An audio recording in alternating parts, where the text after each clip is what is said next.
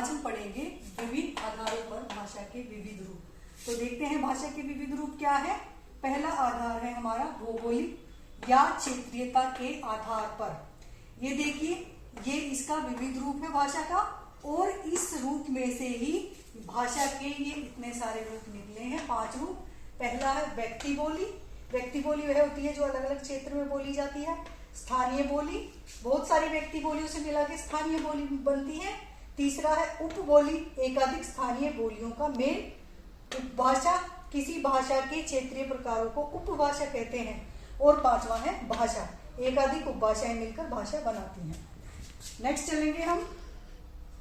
दूसरा है हमारा प्रकार ऐतिहासिकता के आधार पर। ये है फ्रेंड्स ऐतिहासिकता के आधार पर। तो देखते हैं ऐतिहासिकता के आधार पर क्या है इसके रूप। ऐतिहासिकता के आधार पर, ऐतिहासिकता के आधार पर भी भाषा के कई रूप हमें देखने को मिलते हैं, जिनमें से है नंबर 1 उद्गम भाषा, दूसरा है प्राचीन भाषा, तीसरा मध्यकालीन भाषा और चौथा है आधुनिक भाषा। अगला रूप चलते हैं, भाषा का कौन सा रूप है। भाषा का तीसरा रूप है प्रयोग के आधार पर। प्रयोग के आधार पर भाषा के रूपों को हम 7 भागों में बांट सकते हैं। फर्स्ट, सामान्य बोलचाल की भाषा, जो हम सामान्य बोलचाल में यूज करते हैं। दूसरा है साहित्यिक भाषा, जो साहित्य में प्रयोग की जाती है। तीसरा कार्यालयी भाषा, कार्यालय में ऑफिस वगैरह में प्रयोग की जाती है। राजभाषा, राजभाषा सरकार और जनता के बीच की भाषा होती है। 5वां है राष्ट्रभाषा, जैसे हमारी राष्ट्रभाषा हिंदी है, आप जानते ही हैं।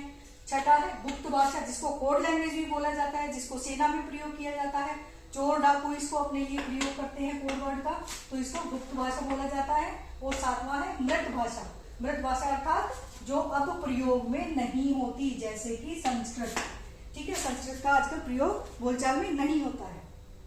अगला हम भाषा का रूप देखते हैं, जो कि निर्माण के आधार पर है।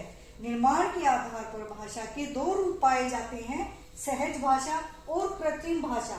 कृत्रिम भाषा को भी 2 भागों में बांटा जाता है, सामान्य कृत्रिम भाषा और गुप्त कृत्रिम भाषा। नेक्स्ट रूप देखते हैं हम भाषा का। 5वां है मानकता के आधार पर। तो मानकता के आधार पर भाषा के हमें 4 रूप देखने को मिलते हैं। मानक भाषा, जो कि व्याकरण सम्मत होती है। मानकेतर भाषा, जो कि व्याकरण सम्मत नहीं होती, अशुद्ध होती है। अमानक भाषा, जो कि अशुद्ध होती है, जिसमें व्याकरण के शब्दों का प्रयोग नहीं होता, जिसको हम आम बोलचाल में प्रयोग करते हैं। जैसे मेरे को जाना है, मुझे जाना है की बजाय हम कहें मेरे को जाना है, तो ये अमानक भाषा का प्रयोग हो गया। और उपभाषा, उपभाषा के बारे में हम पहले भी बात कर चुके हैं।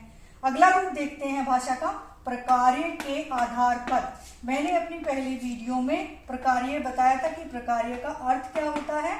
अब देखते हैं प्रकार्य के आधार पर भाषा के क्या रूप होते हैं, अर्थात भाषा का जो कार्य होता है, अलग अलग कार्य होते हैं, उसी के आधार पर भाषा के रूपों को अलग अलग विभाजित कर दिया जाता है प्रकार्य के आधार पर।